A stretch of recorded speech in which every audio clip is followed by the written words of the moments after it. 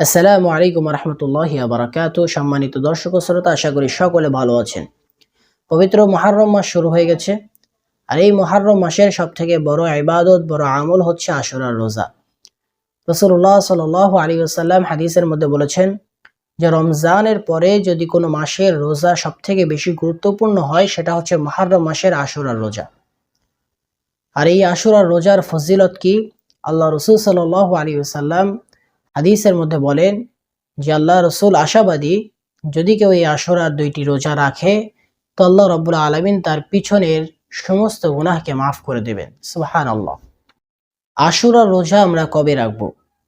আশুরার রোজা, একটি রোজা আমাদেরকে 10 মুহররমের দিন রাখতে হবে, আর একটি রোজা আমরা চাইলে 10 মুহররমের আগে অর্থাৎ 9 মুহররমও রাখতে পারি, আবার চাইলে 11 মুহররমও রাখতে পারি। কিন্তু 10 মুহররম আপনাকে রোজা রাখতেই হবে, 2টি রোজা রাখতে হবে। কারণ আল্লাহ রাসূল সাল্লাল্লাহু আলাইহি ওয়াসাল্লাম বলেছেন যে তোমরা ইহুদিদের সাথে মিল রেখো না, অর্থাৎ ইহুদিরা 10 তারিখে রোজা রাখতো। এই জন্য আল্লাহ রাসূল সাল্লাল্লাহু আলাইহি ওয়াসাল্লাম তাদের থেকে ভিন্নতা দেখানোর জন্য আরেকটি রোজা রাসূলুল্লাহ সাল্লাল্লাহু আলাইহি ওয়াসাল্লাম রাখতে বলেছেন। সেটি আমরা 9-10ও রাখতে পারি অথবা 10-11ও রাখতে পারি।